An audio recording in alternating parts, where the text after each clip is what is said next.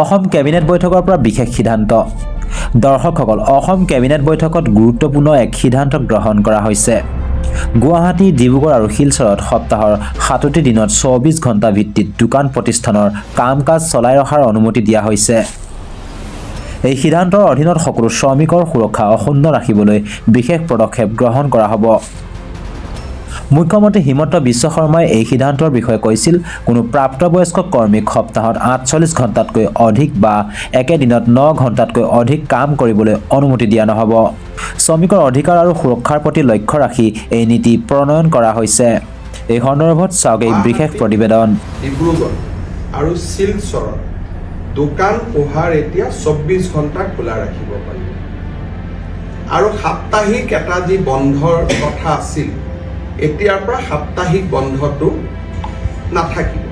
চৰকাৰী নিয়মত নাথাকিব, কোনোবাই বন্ধ কৰিব খুজিলে কোনো আপত্তি নাই।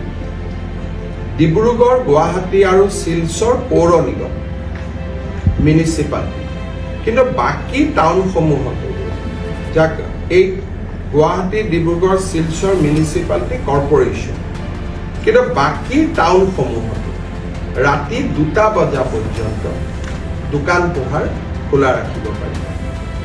গ্ৰাম্যাঞ্চলত ৰাতি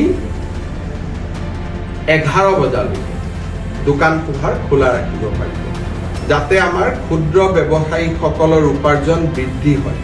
তাৰ বাবে আমি এই ব্যৱস্থাটো গ্ৰহণ কৰিছোঁ। কিন্তু শ্ৰমিকক বছৰত সপ্তাহত ৪৮ ঘণ্টাতকৈ বেছি কাম কৰাব নোৱাৰিব। একেটা ষ্ট্ৰেচত ৯ ঘণ্টাতকৈ বেছি কাম কৰাব নোৱাৰিব। আৰু শ্ৰমিকক মই ২৪ ঘণ্টা দোকান খোলা ৰাখিলোঁ, তাৰমানে শ্ৰমিকৰ ৩টা শ্বিফ্ট কৰিব। তাৰমানে শ্ৰমিকসকলক কষ্টত দি পেলাই এইটো সুবিধা নহয়। ইয়াৰ ফলত এমপ্লয়মেণ্ট যাতে বৃদ্ধি হয়।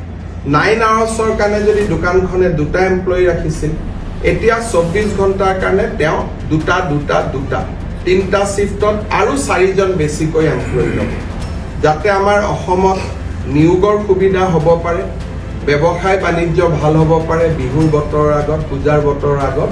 তাৰ বাবে আমি এই সিদ্ধান্ত গ্ৰহণ কৰিছোঁ আৰু মই ভাবোঁ যে এই সিদ্ধান্তই আমাৰ অসমৰ ব্যৱসায়ী মহলক যথেষ্ট সহায় কৰিব। দৰ্শকসকল, চৰকাৰৰ এই সিদ্ধান্তই অসমৰ উদ্যোগত কেনেধৰণৰ পৰিৱৰ্তন আনিব সেয়া সময়ত দেখা যাব। আজিলৈ ইমানেই, পুনৰ লগ পাম অন্য এক নতুন খবৰৰ সৈতে। ধন্যবাদ।